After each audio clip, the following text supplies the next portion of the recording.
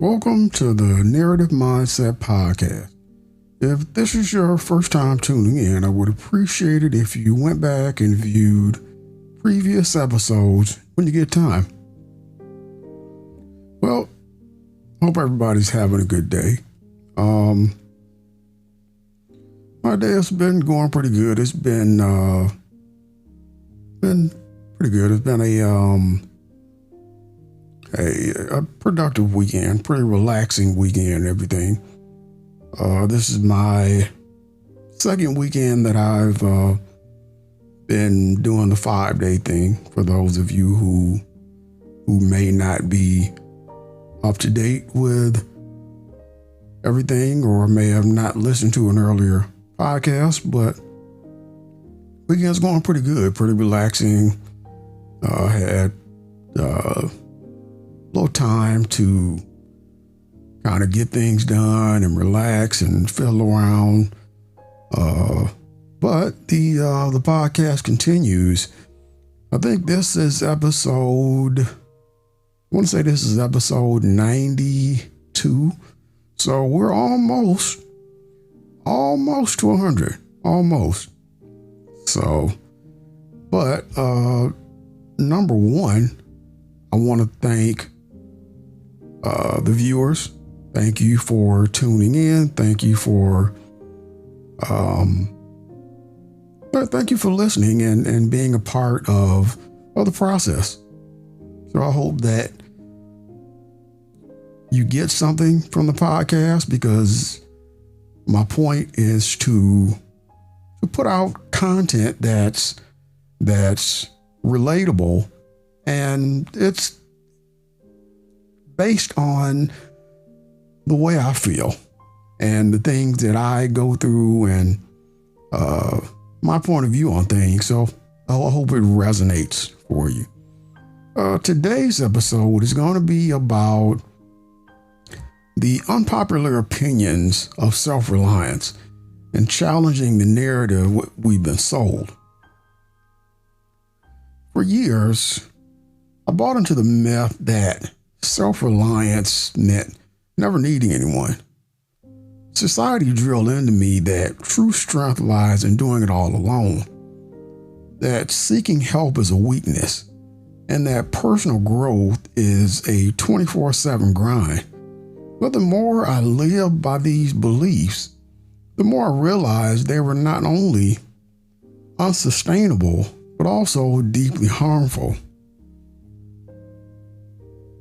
This episode is a love letter to the complicated, messy, and often uncomfortable truths about self-reliance, personal growth, and societal expectations. These are not just my opinions, though. They are hard-earned insights from years of trial, error, and the occasional breakdown. They're unpopular because they challenge the hype around hustle culture, the idolization that individualism, and the lies we've been told about being enough. But let me be clear. If these ideas make you squirm a little bit, that's the point. So here we go. Self-reliance isn't about being alone. It's about knowing when to lean in. One of the most pervasive myths of self-reliance is that it requires you to carry everything by yourself. For much of my 20s, I prided myself on solving problems solo. When I lost my job, I refused to tell anyone for months. When I struggled with anxiety, I buried it under productivity. I told myself, this is what grown-ups do. They handle their own messes.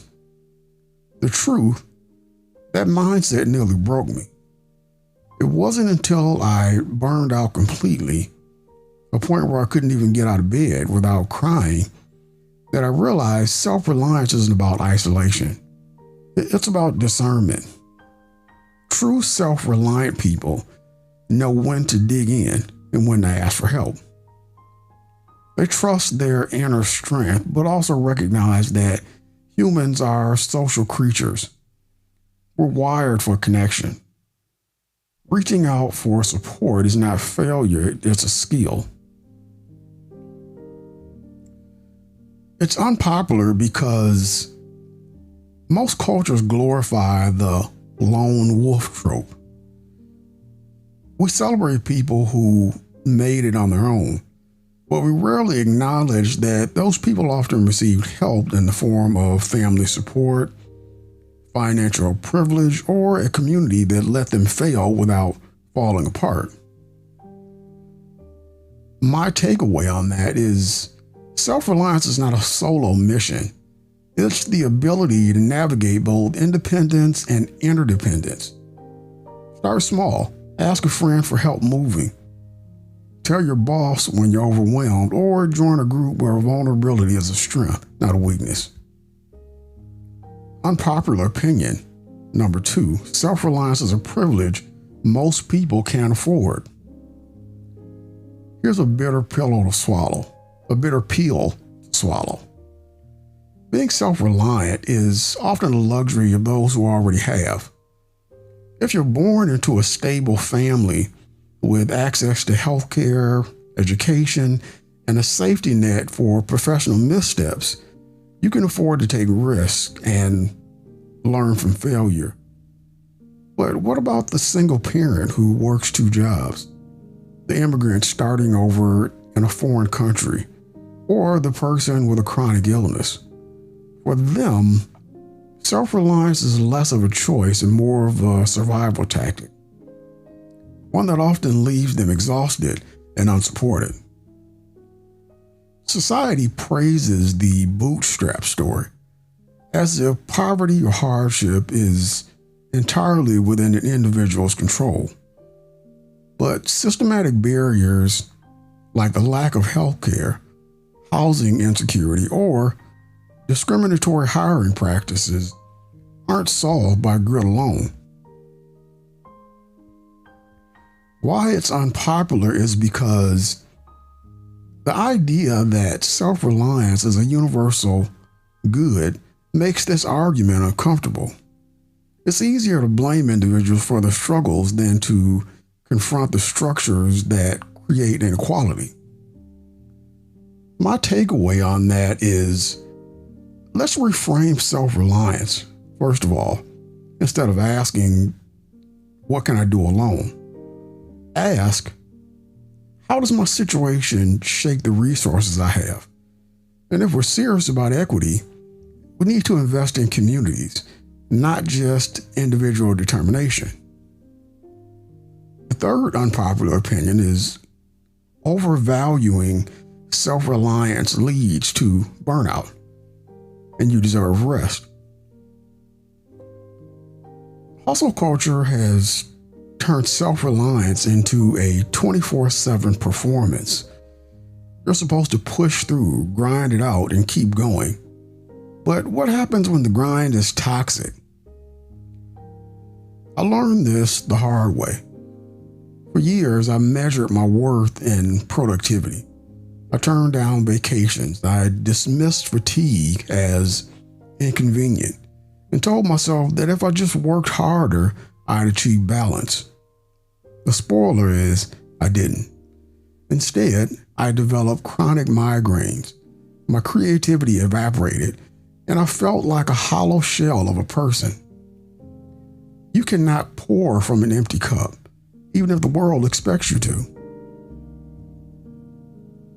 This is unpopular because many of us are conditioned to equate rest with laziness. Productivity is often confused with a virtue, so admitting you need to slow down feels like a betrayal of your values. My takeaway on this is rest is not a reward for productivity. It's a right. Building boundaries without guilt. Say no to projects that drain you. And remember, self-reliance includes the strength to choose self-care. The fourth unpopular opinion is growth doesn't have to be constant. It's okay to stay the same sometimes.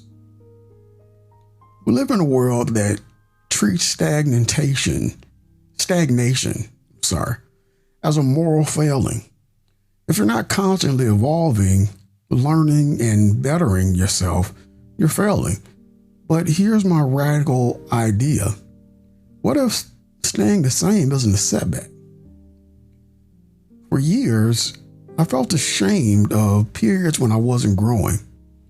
I'd cancel fitness goals, skip book clubs, and binge TV instead of optimizing my time. I beat myself up for it. Then I realized sometimes life isn't about moving forward, it's about staying rooted. You don't have to be in a constant state of flux. Some years are for healing. Some years are for watching the world go by and simply being. Growth isn't linear, and it's not always upward. It's unpopular because society equates personal growth with self-improvement, which is often tied to productivity or material success. But growth can also be about acceptance, peace, or learning not to change. My takeaway on that is give yourself permission to hibernate sometimes. Read the same books multiple times. Watch the leaves fall. You're not stuck. You're just human. The next unpopular opinion is success isn't one size fits all, and that's a good thing. We're taught that success means certain things: a corner office, a six-figure income, a perfect life. But what if your version of success looks different? I once thought I had to climb the corporate ladder to be fulfilled. Then I met a friend who runs a tiny organic farm, lives in a tiny house, and calls her life a success. Another friend is a stay-at-home parent who finds joy in raising her children and writes poetry for fun. Their lives don't fit the traditional metric, but they're thriving. Your path doesn't have to align with society's template. It's okay to want a simpler life, to reject materialism, or to redefine success as happiness, creativity, or connection. It's unpopular because capitalism thrives on competition and the belief that more is better. Challenging this idea threatens the status quo. My takeaway on that is define success on your own terms. Ask, what does a good life look like for me? Then build toward that, regardless of what others expect. In conclusion, these opinions are not absolutes. They're starting points for reflection. This episode is not to win an argument, but to invite you to question the beliefs you've internalized about self-reliance, growth, and success. What opinions about self-reliance do you find unpopular? What lies have you told that no longer serve you? Let's keep this conversation alive in the comments, or better yet, over a cup of coffee, because the more we challenge the myths we've been sold, the more room we make for truth, connection, and a kinder way of living. If there's one thing I've learned from unlearning these myths, is that self-reliance is far less dramatic than we were taught to believe. It isn't a heroic act. It isn't a personality trait. And it certainly isn't something you prove to other people. At its healthiest, self-reliance is quiet. It's practical. It's grounded in reality rather than aspiration. Most of the damage caused by modern self-reliance narratives comes from how absolute they are. You're either independent or you're failing. You're either growing or you're stagnant. You're either strong or you're weak. There's no room in those binaries for real human experience, only performance. But life is not lived in absolutes, it's lived in seasons, trade offs, contradictions, and limits. Real self reliance acknowledges those limits without shame. It accepts that there will be periods when you are capable and periods when you're depleted, periods when you can carry your own weight, and periods when you need someone else to help steady the load. That doesn't make you inconsistent, it makes you honest. For a long time, I believed that needing help meant I hadn't tried hard enough. That if I were truly self-reliant, I would always find a way to push through. But that belief doesn't make me stronger. It made me smaller. It narrowed my world. It taught me to see support as a threat instead of a resource. Letting go of that belief didn't make me independent. It made me more intentional. I became better at choosing when to push and when to pause, when to act independently and when to collaborate, when to endure and when to rest. That discernment is what healthy self-reliance actually looks like. It also forced me to confront another uncomfortable truth. Much of what we call self-reliance is really fear dressed up as virtue. It's like fear of being judged, fear of being burdensome, fear of being exposed as not enough. When we frame self-reliance as moral superiority, we create a culture where people suffer silently to maintain their image, where burnout is worn like a badge of honor, where rest feels undeserved unless it's earned through exhaustion. That culture doesn't produce resilient people, it produces tired ones. And tired people don't make better decisions. They don't build healthier relationships. They don't create more meaningful lives. They simply survive until something gives. Another hard lesson I've learned is that self-reliance doesn't protect you from vulnerability. It guarantees it. The moment you decide to live on your own terms rather than society's, you become exposed. You risk misunderstanding. You risk disappointing people. You risk choosing paths that don't come with validation or applause. But that vulnerability is also where agency lives. When you stop chasing approval, you gain clarity. When you stop measuring yourself against external benchmarks, you begin to understand what actually matters to you. And when you stop equating struggle with worth, you create space for life that is sustainable and not just impressive. This is especially important when we talk about success. So many definitions of success are built on extraction of time, energy, health, and often other people. They reward accumulation over alignment. They celebrate visibility over fulfillment, and they leave little room for nuance or personal context. Redefining self-reliance means redefining success as well. Success doesn't have to mean constant upward movement. It doesn't have to mean sacrifice without consent. It doesn't have to mean living in a perpetual state of self-improvement. Sometimes success looks like stability. Sometimes it looks like contentment. Sometimes it looks like choosing enough and stopping there. That choice is rarely separated, but it's deeply powerful.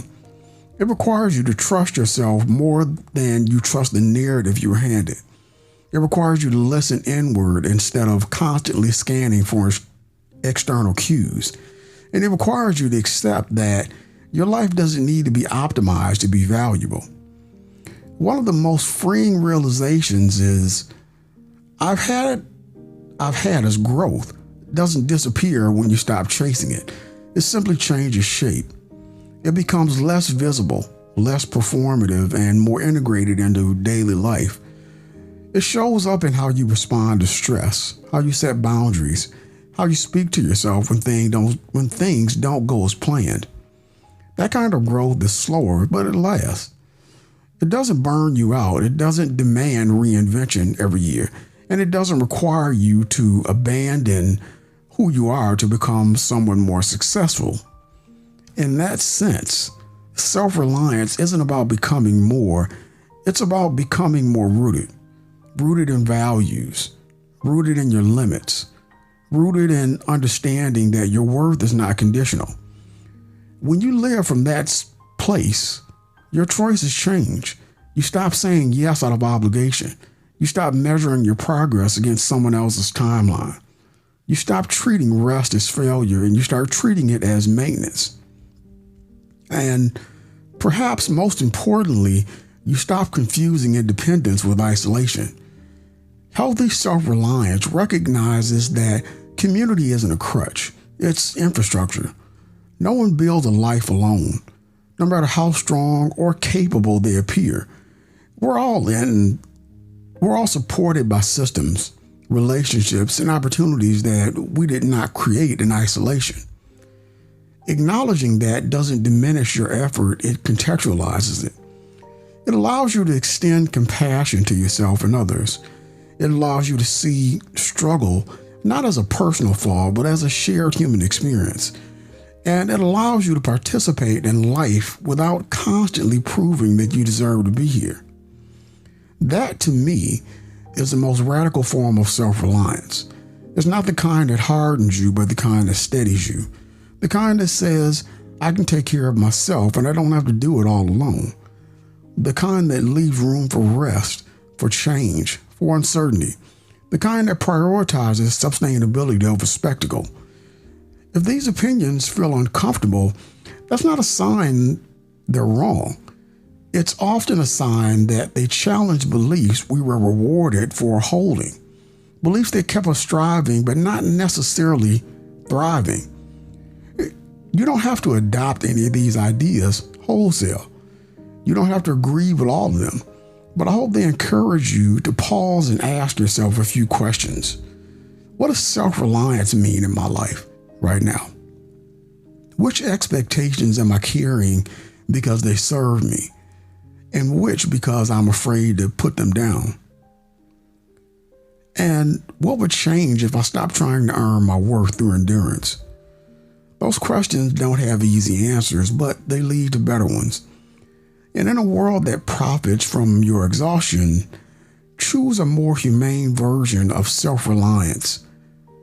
Choosing a more humane version of self-reliance isn't weakness, it's clarity. Thank you for tuning in to this episode of the Narrative Mindset Podcast.